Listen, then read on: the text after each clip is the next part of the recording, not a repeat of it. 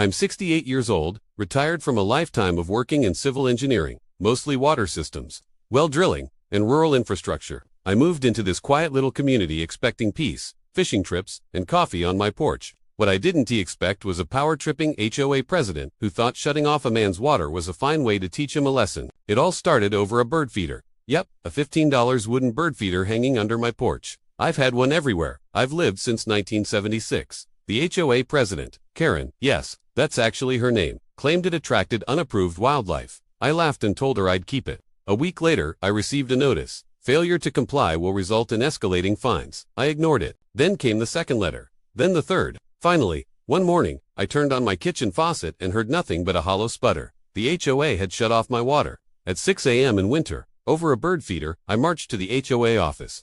Karen was there with her arms folded like she was posing for a villain poster. She said, "Maybe now you'll understand that rules are rules." I looked her dead in the eye and said, "Lady, you picked the wrong old man." The HOA didn't realize who they messed with. This little community had one quirk I noticed the day I moved in: the water supply. Instead of city water, the HOA controlled 2 wells installed back in the early 90s. They weren't bad, but they were fragile. Maintenance was sloppy, electrical systems outdated. Their pump logs were a joke. But here's the thing: the wells weren't entirely on HOA land. I sat about 15 feet inside my property line. When they built the system decades ago, the original owner verbally allowed the HOA to run pipes through his land. But nothing, absolutely nothing, had ever been put into the county deed. No easement, no agreement, no legal right to maintain or access anything on my property. I went straight to the county office and pulled every record. Sure enough, I owned the land the main well sat on, and I owned the access road they used to maintain it. That evening, I walked down to the well house, checked the lock, and replaced it with my own. HOA panic mode activated. At 8 the next morning, Karen stormed onto my property, shouting that I was tampering with HOA property. I calmly handed her a copy of the county records. "Ma'am, you are the one tampering with my property. This well sits on land I own. I've simply secured it." She went pale. "You can't do that. The neighborhood needs water."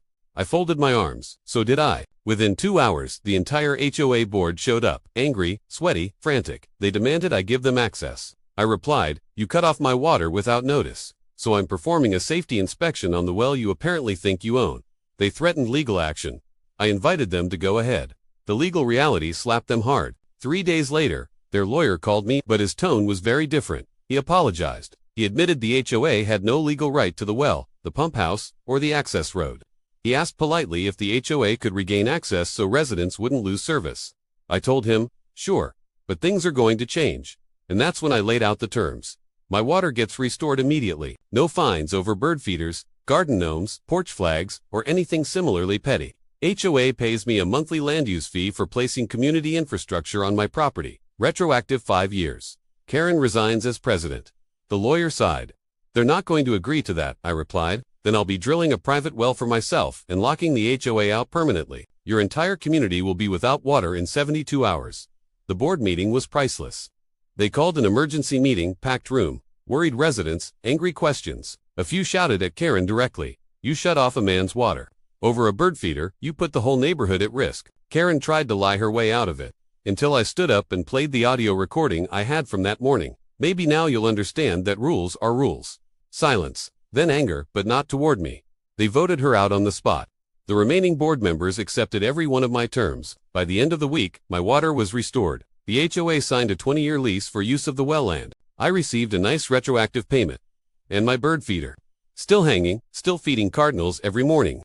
The final stroke of karma: 2 months later, the HOA hired a new water system inspector. He emailed me privately, "Mr. Thompson, thank you. If you hadn't secured the well, I never would have discovered several dangerous violations. You probably saved the entire neighborhood." Funny how things work out. So if you're watching this and you've ever dealt with a power-hungry HOA, remember, old age doesn't make you weak. It makes you experienced. And if you like this story and want more real-life revenge tales, make sure to like the video, subscribe, and hit that bell. It really helps the channel grow.